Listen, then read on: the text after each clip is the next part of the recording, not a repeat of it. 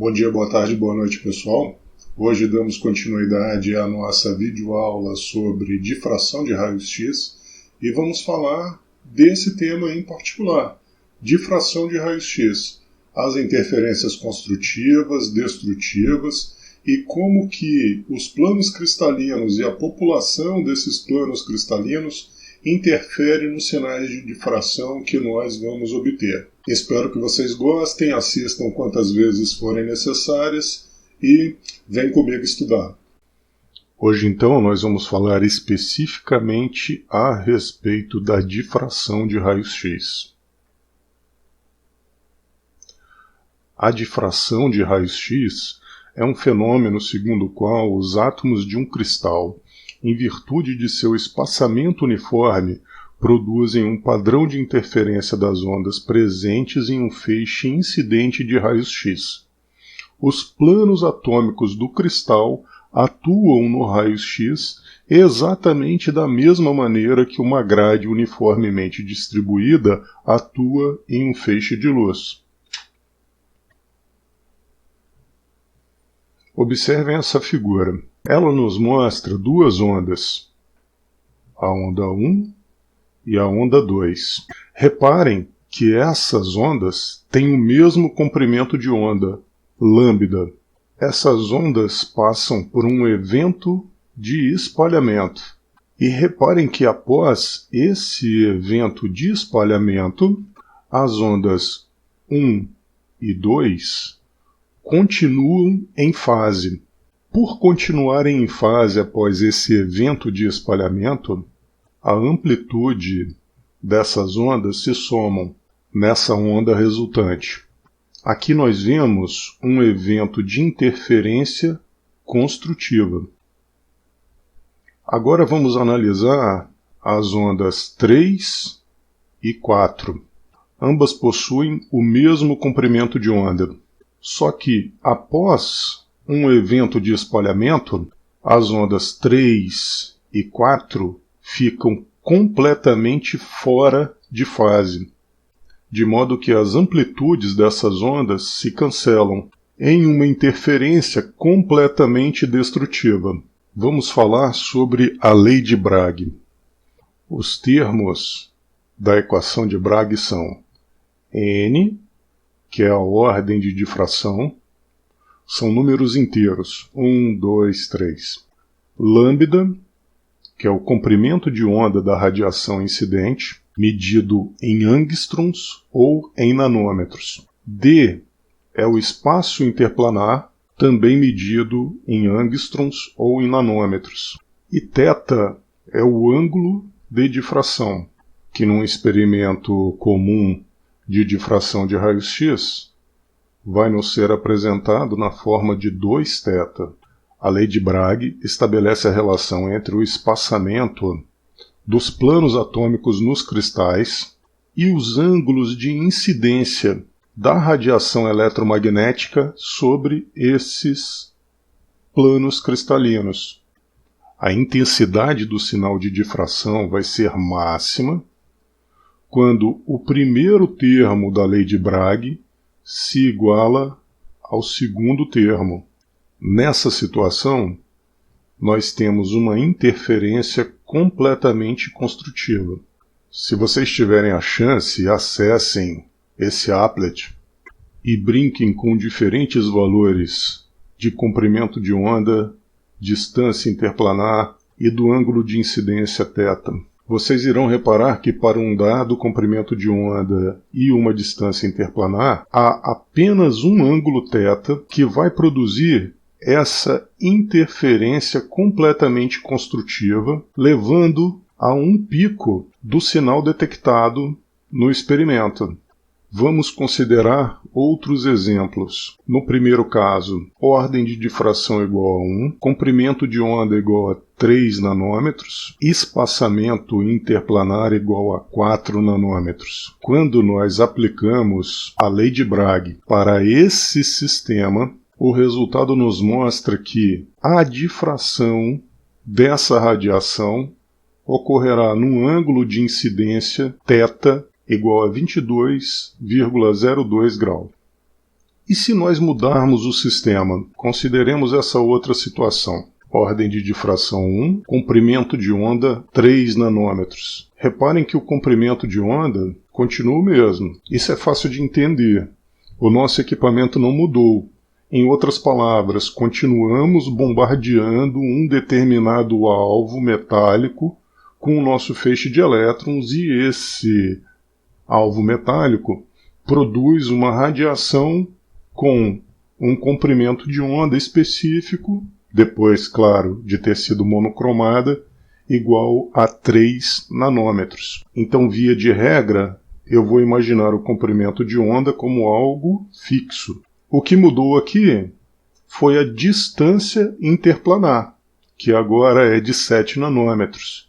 Ou seja, eu estou analisando um outro conjunto de planos cristalinos. Novamente aplico a lei de Bragg, o que permite calcular que a difração dessa radiação, ou seja, a interferência completamente construtiva, vai acontecer com um ângulo de incidência igual a 12,32 graus. Em outras palavras, pessoal, para cada valor de distância interplanar, há um valor de θ correspondente.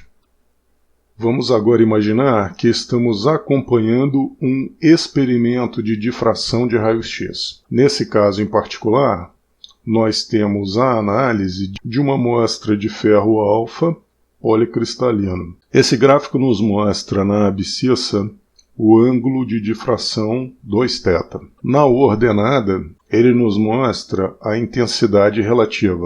Lembrem, o comprimento de onda é fixo. Então, a análise começa com um ângulo de incidência baixo, e esse ângulo vai sendo aumentado. À medida que esse ângulo aumenta, é possível perceber que o sinal continua com uma intensidade muito baixa. Em outras palavras, nós estamos vendo aqui uma interferência completamente destrutiva. Ou seja, a radiação está sendo espalhada de uma forma destrutiva. Até que quando o experimento alcança cerca de 45 graus em 2θ, ocorre um evento de espalhamento muito intenso. Esse evento de espalhamento muito intenso é fruto de uma interferência completamente construtiva. Ou seja, aqui ocorreu um evento de difração de raios-x. O experimento continua.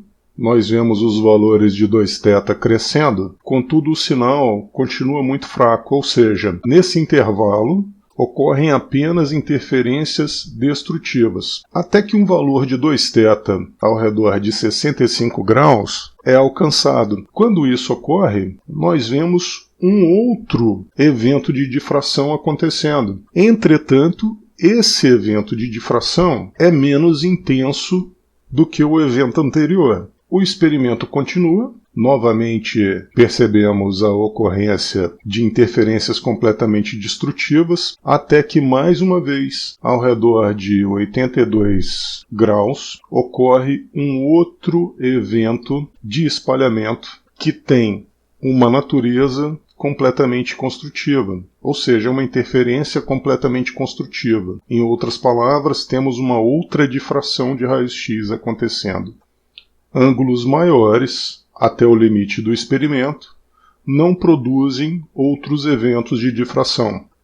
Mas por que nós vemos essas diferenças de intensidade entre esses eventos de difração? Vamos pensar no primeiro caso. Observem essa figura, um arranjo cúbico de corpo centrado, para o qual o plano 110 está marcado. É fácil perceber que esse plano cristalino, aqui marcado em azul, passa por 1, 2, 3, 4, 5 átomos. Em outras palavras, esse é um plano muito populado. Por ser um plano muito populado, ele vai produzir um evento de difração muito intenso. Já o nosso segundo plano cristalino, o 200, é um plano menos populado. Reparem por onde que esse plano passa. Ele, na verdade, corta um único átomo dessa célula unitária, e justamente por isso ele é pouco intenso.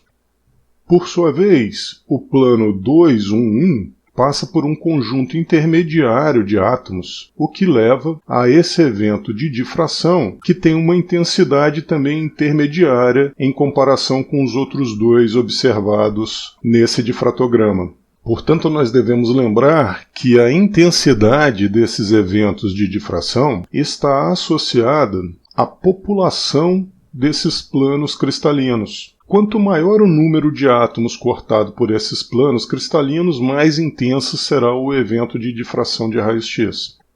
Assim, guardem esse conceito. Planos com índices de Miller mais simples, por exemplo, 100, 010, 110, possuem um maior número de átomos, o que vai levar a eventos de difração mais intensos. E já deve estar claro para vocês, mas o principal resultado dessa análise é a distância interplanar, que vai estar relacionada aos demais parâmetros das células unitárias por equações características. Aqui, por exemplo, nós temos aqui descreve um sistema cúbico.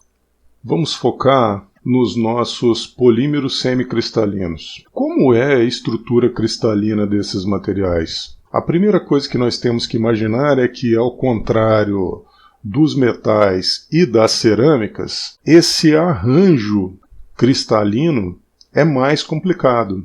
Consequentemente, é difícil atribuir um hábito cristalino para um sistema polimérico, principalmente porque nós lidamos com um sistema macromolecular de dimensões variadas. Sempre eu vou ter que lidar com polidispersão. E a forma de trabalhar esses arranjos cristalinos de materiais poliméricos é resolver os cristais ignorando os terminais de cadeia. Por exemplo, essa figura nos mostra uma célula unitária do polietileno. Essa célula unitária é ortorrômbica e as distâncias interplanares correspondentes são iguais a 0,255 nanômetros, 0,494 nanômetros e 0,741 nanômetros. Reparem que nós não estamos trabalhando com todo o comprimento dessas macromoléculas. Na verdade, essa célula unitária que eu acabei de descrever está restrita a um segmento dessas cadeias. Para eu fazer isso, eu tenho que ignorar terminais de cadeia e trabalhar com um segmento dessas cadeias. Vamos falar um pouco a respeito dos aspectos históricos. A cristalinidade ela é muito importante para a discussão da hipótese macromolecular de Staudinger. Até os primeiros estudos de difração de raios-x em materiais poliméricos, havia uma dúvida em relação ao tamanho das células unitárias desses materiais macromoleculares. E esses estudos de difração de raios-x permitiram concluir que as células unitárias dos materiais poliméricos possuem um tamanho convencional. Ou seja, elas não são maiores do que as células unitárias dos materiais convencionais. E a pergunta que foi formulada é: se esses materiais poliméricos possuem cadeias longas, como podem caber em células tão pequenas? O segredo foi descrito pelo professor Hermann Mark, que é o pai da ciência de polímeros. E hoje em dia é bastante simples para nós entendermos. A questão é que a célula unitária contém poucos meros, que se repetem nas células unitárias adjacentes. Nessa figura, por exemplo, nós temos a célula unitária monoclínica da celulose. Reparem que dentro dessa célula existem poucos meros. O mesmo vai acontecer com a próxima célula. Por isso que o tamanho dessas células unitárias é convencional. Não é maior do que seria esperado para materiais convencionais. Uma das mais brilhantes conclusões a respeito das estruturas poliméricas é que essa macromolécula ela consegue se dobrar sobre si mesma, podendo assim participar de várias células unitárias. Reparem aqui, a macromolécula dobra sobre si mesma. Aqui nós já temos uma segunda macromolécula que dobra sobre si mesma várias vezes e assim sucessivamente, formando planos cristalinos. Então, nós devemos lembrar que esses polímeros semicristalinos eles vão apresentar difração, porque nesses materiais semicristalinos existem segmentos de cadeia que estão cristalizados e que por isso fundem.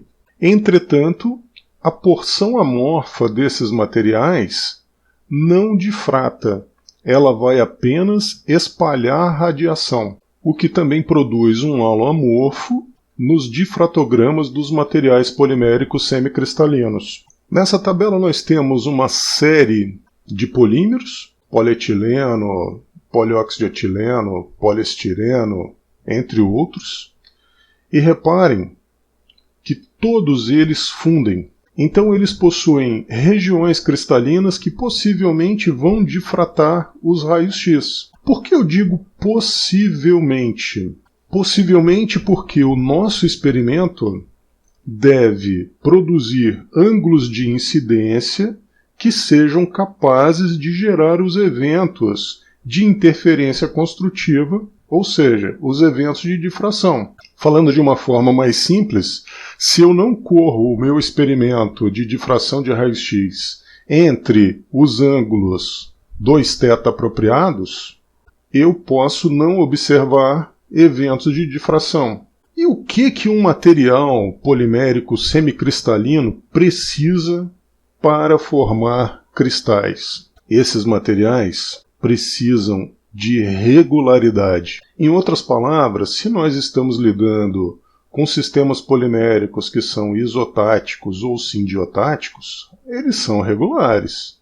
E como eles são regulares, eles conseguem cristalizar. Por sua vez, sistemas atáticos são irregulares e tendem fortemente a não cristalizar. Quando esses sistemas atáticos podem formar algum grau de cristalinidade? Isso pode acontecer quando esses sistemas possuem grupos laterais pequenos e altamente polares.